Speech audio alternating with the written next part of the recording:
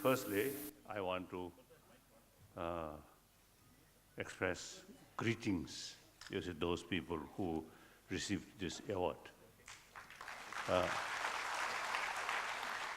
So when I received Nobel Peace Prize, I express,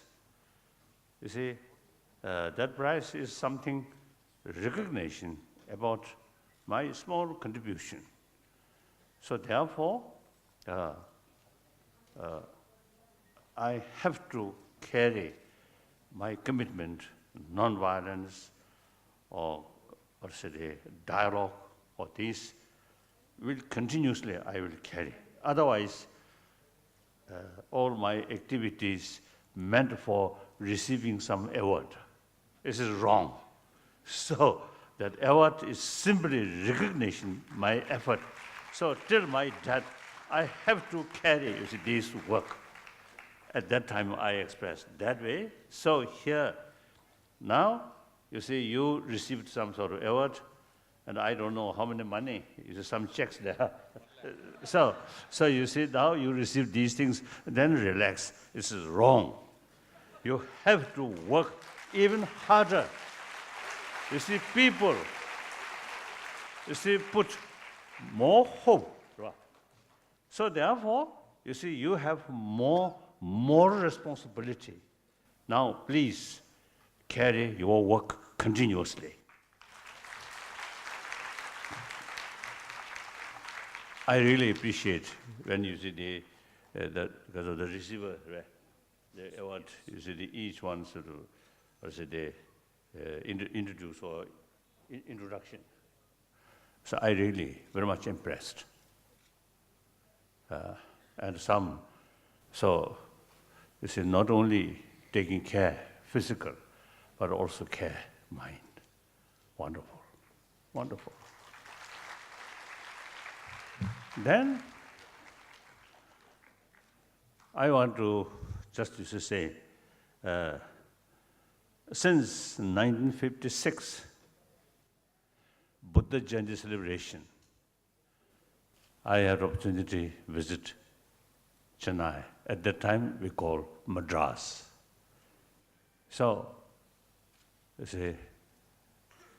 this famous city, quite familiar in my mind. And then, 59,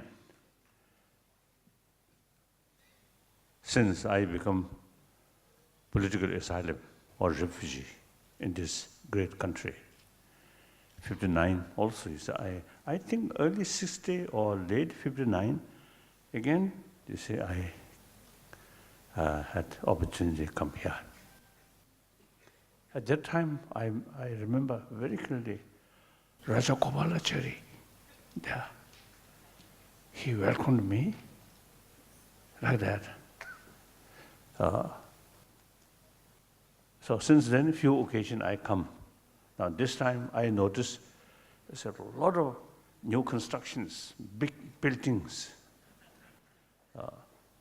So I think even my own place in Kangra district, when I first came in 1960, very small town and poor village like that.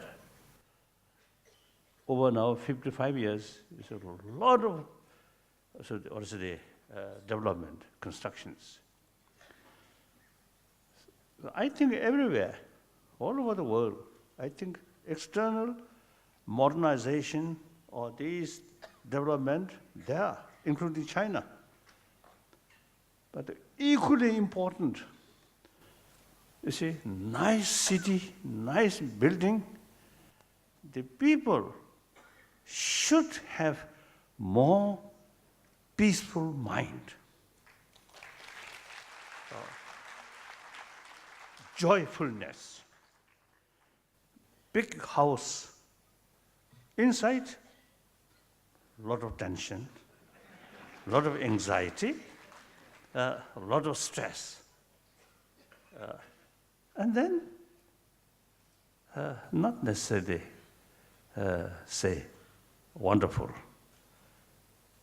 half good, half still not adequate. I mean, physical, the material development provide us physical comfort. But material values, money, I think, not genuine, because of the usual education, these not necessarily bring us inner peace. We can see many affluent world, materially highly developed, as well as modern education, highly developed. But people in such society, not necessarily really peaceful, happy one. So this shows we have to pay more attention about inner peace. In this respect, Bharat, India, there is real great potential to bring inner peace. Over 3,000 years, you see, this country really developed, I think, deeper awareness about our emotion, about our mind. And with that knowledge, tackle about destructive emotion. That's actually part of ancient Indian culture. So with that, the concept of ahimsa, concept of secular, with that, now today, I think India, in spite of a lot of problems, I think only country where all major world religious traditions live together harmoniously.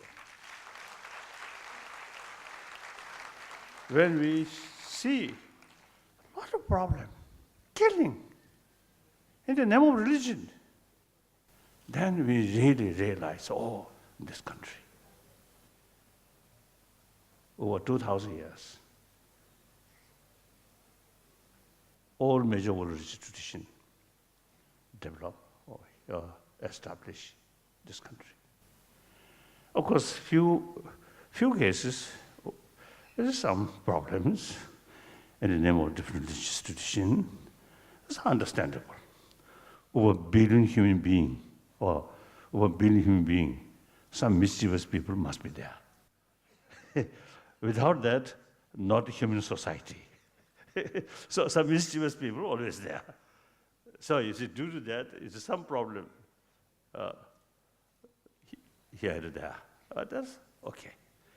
But overall, I think India, really, example of the rest of the world, different religious tradition, in spite of different philosophy, can live together with mutual respect, mutual learning. So now, I often use it telling, when I meet people, my Indians, my friend, you see, you have this opportunity, combination, ancient rich knowledge about human emotion or human mind, these things, and modern technology, modern science combined. I think late Abdul Kalam, he's a scientist, as is that mentioned. At the same time, very spiritual-minded. His background, Muslim. When he was the president, of course, not sort of much sort of because of time or serious discussion. After he retired, there's a few occasions. I call him because I really love him. I really admire him. So you see, some occasion I visited, you see, his residence in Delhi. So one occasion, I think one picture, you see, he holding one book. You see that? Actually, I remember one Buddhist literature. 8th century is one great Buddhist master. You see, one of his writing. He showed me that book, and some sentences. Then he read some sentences, and he told me, "Oh, he loves these sentences, so he wants my signature on that page." I signed. So he really, I think, really carry 1,000-year-old India's tradition. So now you, Indian in general, particularly these young Indian, usually I sort of always is mentioning, expressing, I'm making, you see the differences. I mean, 2 generations, generation of 20th century and generation of 21st century. So you see, my generation and some of these old people, I think people whose age, I think above 50, 60, you see, we are generation of 20th century. So our century gone.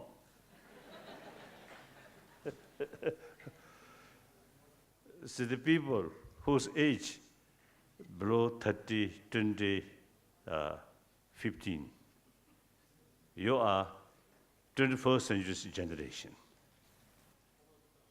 So past, no force can change.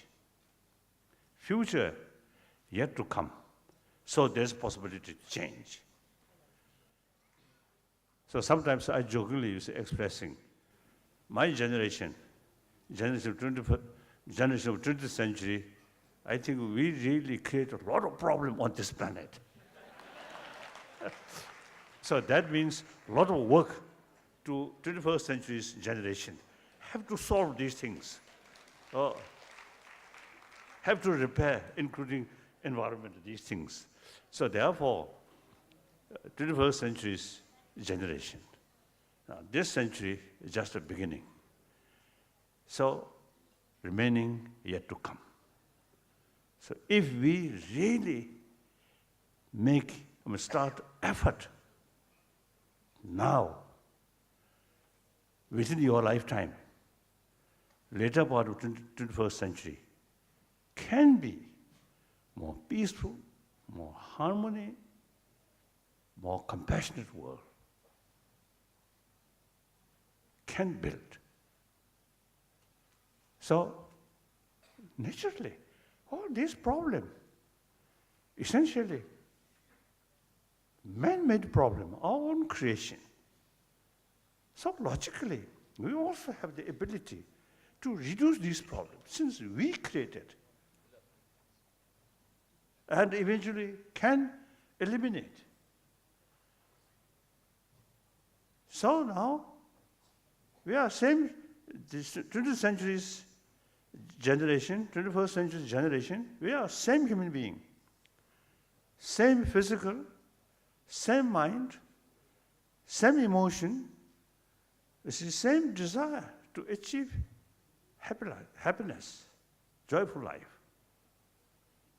But now problem is, my generations, they too much emphasis, we, self-centered attitude. Once we develop very strong self-centered attitude, then the division, we and they, develop. That's the basis of violence. No respect others' life, others' right.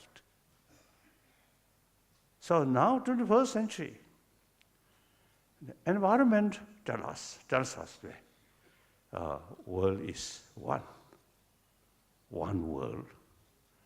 And technology also now helping us because of the reality of one world. Distance, physical distance, nothing, not important. And then global economy also brings, more sort of close each other. So that reality now telling us we need sense of oneness of 7 billion human beings. Then all rest of the 7 billion human beings are brothers, sisters. No basis to kill. A different faith, different race, different caste. These are minor, not important. Important is we are same human being. Mentally, emotionally, physically, we all have same right to achieve happy life. So since we are social animal, each individual's future entirely depends on the rest of the community. Now today's reality, the individual's life, happiness very much depends on the rest of the 7 billion human beings. So in spite of some different views, different faith, different race, we have to live together on this planet. We are same human being. So please think more. See these lines. So our education, existing education system, many of my friends, educationists and scientists, feel existing education system is not adequate. We need some sort of method to educate or to make awareness how to improve our internal quality or inner world. Now many scientists, the classical scientists always look there. Now latest real matured scientists now realize importance of inner world.